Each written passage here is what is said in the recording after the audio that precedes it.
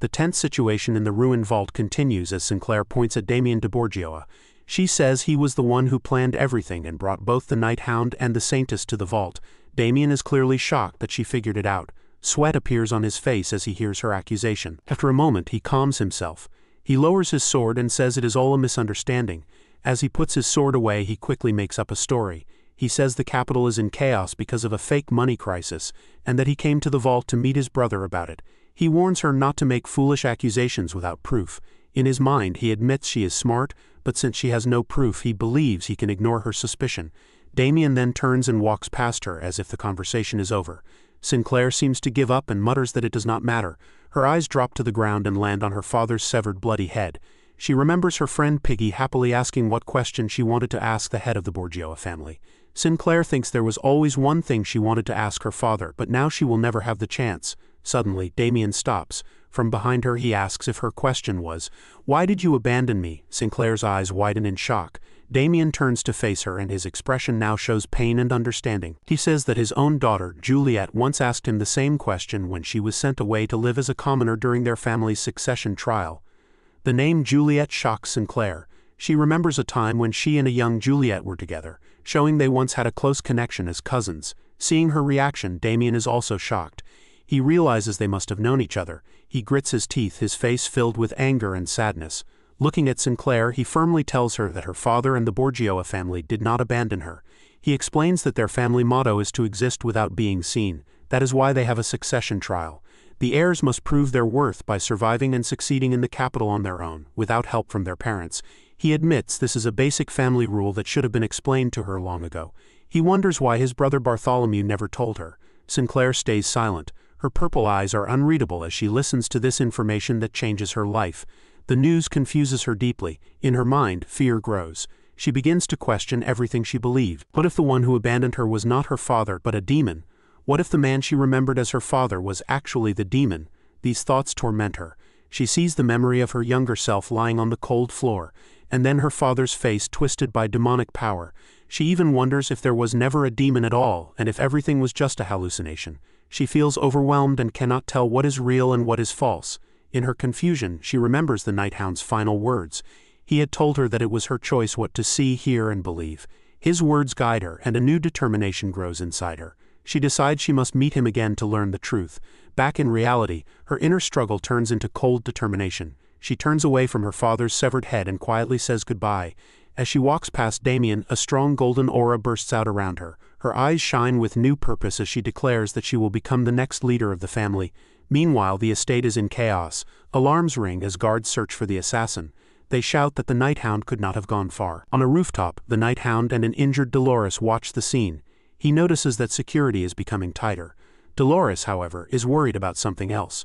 She looks at the Night Hound and admits she cannot stop thinking about Sinclair. She asks if they did the right thing by leaving her behind. The Night Hound tries to comfort her.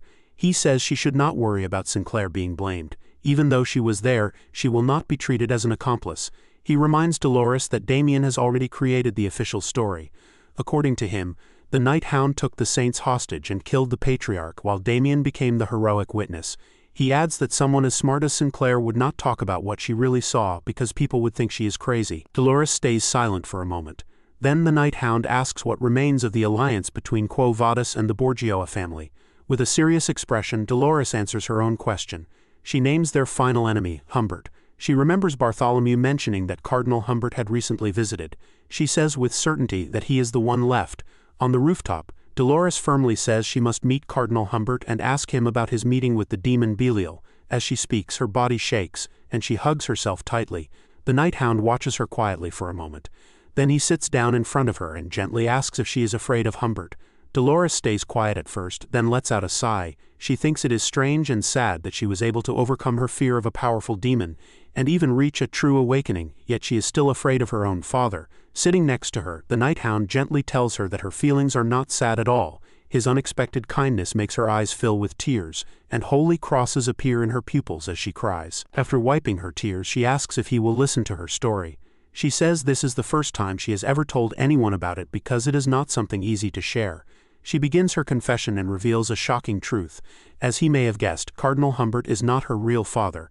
In a memory from the past, a younger Hbert is shown holding baby Dolores. She explains that because of her strong divine powers, he noticed her when she was a child and decided to adopt her. She describes how people see him in public. A man from a powerful family, second only to the Pope in authority, respected by many followers. In front of such a powerful and perfect figure, she had to obey completely. She compares herself to a wooden puppet, with a huge hand controlling her every move from above. She had to be a beautiful puppet who never complained and never disobeyed. The result of the rebellion was clear. Like a broken puppet lying on the ground, back in the present, a tear rolls down her cheek, but she no longer looks afraid. She says it is okay now. After meeting the Night Hound, she finally found the courage to break free from the control that ruled her whole life. As she speaks, she smiles through her tears, showing real relief and gratitude. Sitting under the moonlight, she finally feels free. As the Night Hound listens to her story about living like a puppet, he is deeply moved. His eyes widen in shock as he begins to understand. In his heart, he sees how similar their lives are. Their situations were different, but her life as a controlled puppet is not so different from his own past before his regression, when he lived like a hunting dog that only followed orders and never knew his own purpose. He realizes she, too, has lived on a leash. This shared pain strengthens his determination to help her and cut off the remaining evil ties. He knows he must face Cardinal Hbert. The scene suddenly changes to a dark and chaotic forest at night. A carriage lies overturned and destroyed with blood around it, showing that a violent attack has happened. Cardinal Hbert runs away in fear, trying to save his life. Blood runs down his face as he screams in panic and curses his fate. He shouts that he knew nothing and claims he was innocent. A memory shows why he is so afraid. The recent deaths of several cult leaders exposed a criminal conspiracy that connected the Old Testament faction of Quo Vadis with the Borgia family. Afraid that the investigation would blame him, Hbert went to confront Bartholomew. He tried to threaten the family head, saying that if he were arrested he would confess everything. But when a terrifying demonic smile appeared on Bartholomew's face, Hbert realized his threat meant nothing. Bartholomew was not just a man who could be frightened. He was a demon. In the memory, Hbert falls from his chair and begs for his life, admitting he was wrong. Bartholomew, with dark purple energy swirling around his hand, decides to give the weak human a tool to survive. With a cruel smile, he summons a strange yellow orb that pulses like a living thing with a single eye in its center. He tells Hbert to use it in a crisis. After giving him this dark gift, Bartholomew lets him live. The memory ends with Hbert holding the strange demonic eyeball in his shaking hands. Back in the forest, Hbert keeps running in terror. He pulls out the demonic eyeball Bartholomew gave him, thinking it is his only chance to survive.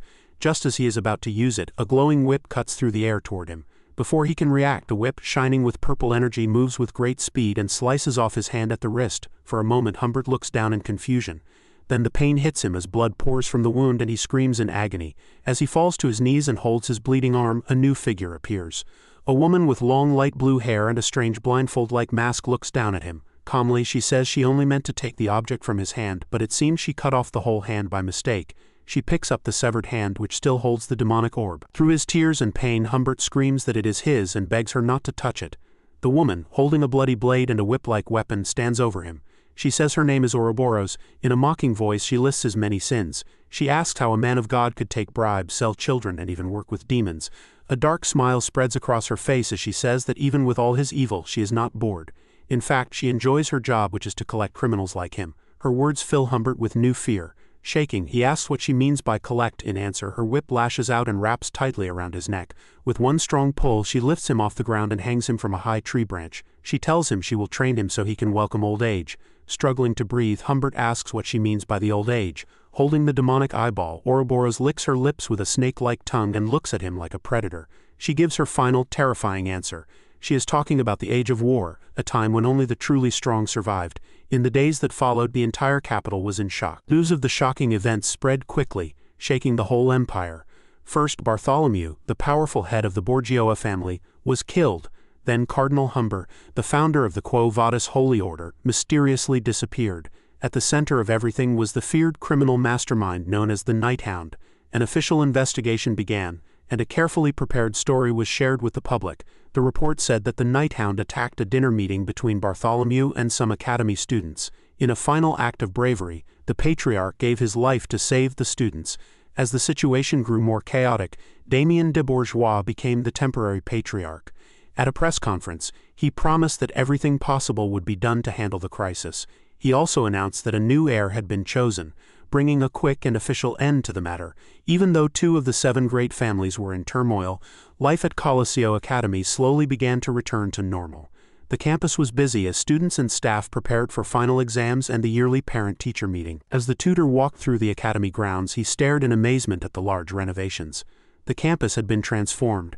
Beautiful cherry blossom trees lined the paths around a large fountain, making him wonder if he was at a school or in a botanical garden.